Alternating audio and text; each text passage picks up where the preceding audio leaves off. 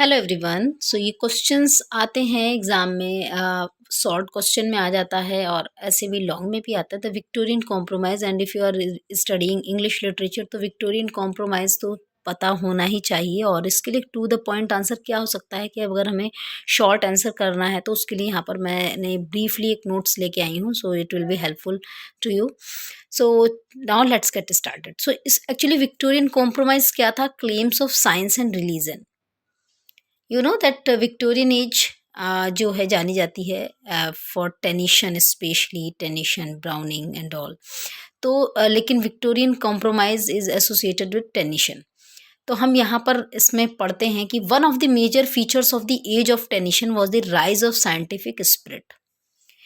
Tension की as की सबसे बड़ी विशेषता ये थी कि उस समय साइंटिफिक स्पिरिट का उदय हो रहा था। मतलब वैज्ञानिक भावना का, वैज्ञानिक सोच का, विज्ञान प्लेस ले रहा था किसकी जगह पर? धर्म की जगह पर। लोग कंफ्यूज होने लगे थे और उसको गलत भी समझने लगे थे। मतलब कहाँ विज्ञान को समझना है, कहाँ धर्म को, वो उसमें उसको क्लियर समझ भी नहीं पा रहे थे और कई जगह पर वो गलत भी साबित हो रहा था। So Tennyson's attitude towards scientific progress was sceptical. तो टेनिशन का भी जो अभिवृत्ति थी, जो उसकी भी सोच थी, वो वैज्ञानिक प्रोग्रेस की तरफ, जो वैज्ञानिक विकास था उसकी तरफ थोड़ी स्केप्टिकल थी। मतलब थोड़ी संशय वाली थी कि टेनिशन को भी विश्वास नहीं था। वो नास्तिक समझ लीजिए, नास्तिक टाइप में था, उसका पूरा विश्वास नहीं था उस पर, साइंस पे।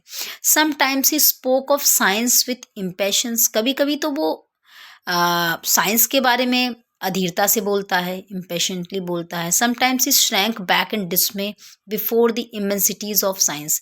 लेकिन जैसे जैसे वो देखता है कि साइंस की विशालता बढ़ती जा रही है, इमेंसिटीज माने विशालता, बहुत ज़्यादा साइंस प्लेस ले रही, तो उसको धर्म का और क्रिश्चियनिटी कहीं ना कहीं खोती जा रही, इस चीज़ को लेकर के वो कभी कभी दुख में भी डूब जाता था। उसको टेंशन होने लगती थी, क्योंकि भाई साइंस अपनी जगह पे और धर्म अपनी जगह पे है, क्रिश्चियनिटी और ये अपनी जगह पर है।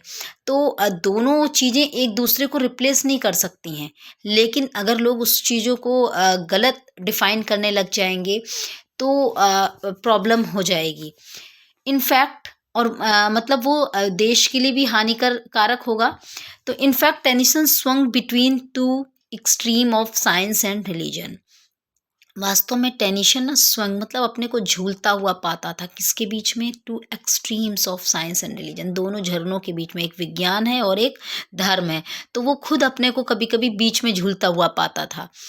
Life seem to him a moment between two eternities. दो सत्यों के बीच, दो शाश्वत सत्यों के बीच वो उसको लगता था जीवन उसका बीच में है, उसके बीच में।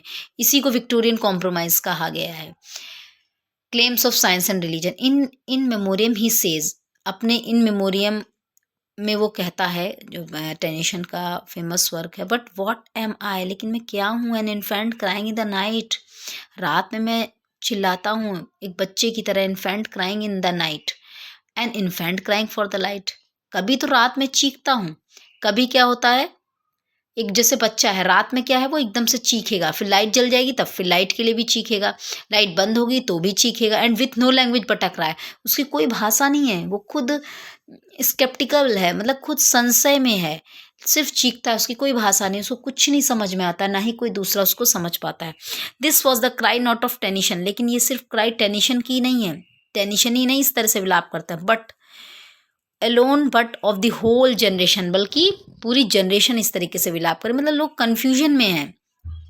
whose faith had been rudely shaken by the discoveries of science, जिसका कि विश्वास पूरी तरीके से, बुरी तरीके से हिल चुका है विज्ञान के की खोज के कारण। इन memoriam thus appeared alike to the man of science who found that he was understood, and also to the common man oppressed with doubts and fears. In memoriam में वो एक विज्ञान के आदमी की तरीके से प्रस्तुत होता है, हुआ है। Who found that he was understood, जो ये उसको ऐसा लगता है कि वो समझ चुका है।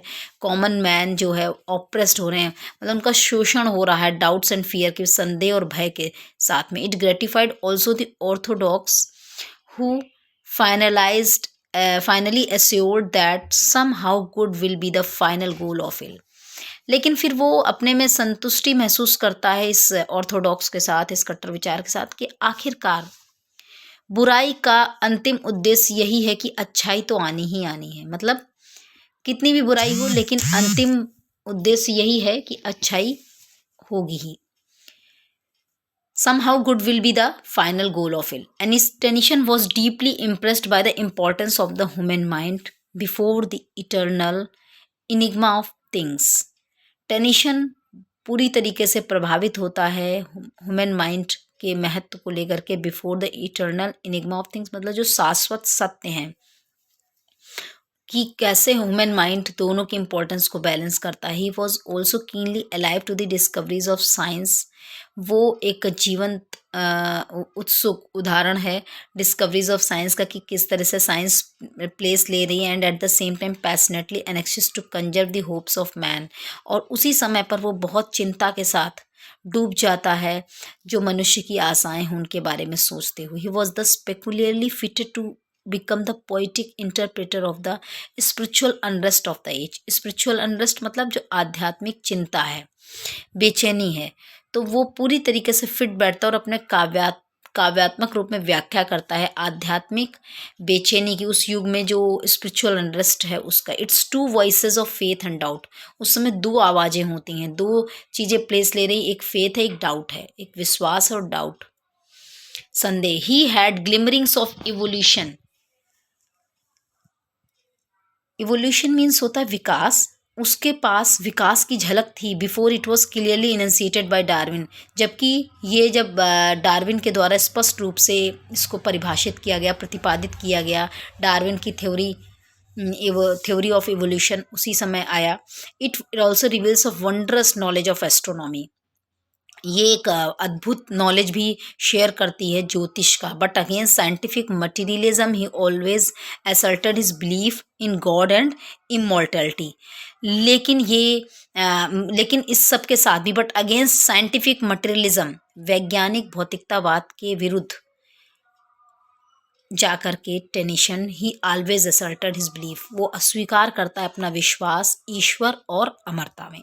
मतलब ओवरऑल वो ईश्वर और अमरता पर ही विश्वास करता है, क्योंकि एक्चुअली क्या था, फेथ साइंस पर लोगों को होता जा रहा था और डाउट रिलीजन पे होता जा रहा था, क्रिश्चियनिटी पे होता जा रहा था।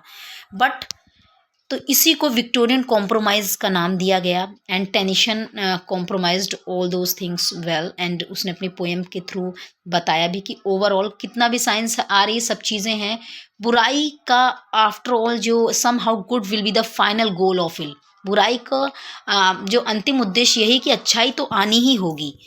और टेनिशन का विश्वास किस में है, गॉड एंड इमॉर्टैलिटी में है। और मैन इज मॉर्टल, तो एक आत्मा को गॉड में और इमॉर्टैलिटी में फेथ होना ही चाहिए, उस पर डाउट नहीं होना चाहिए।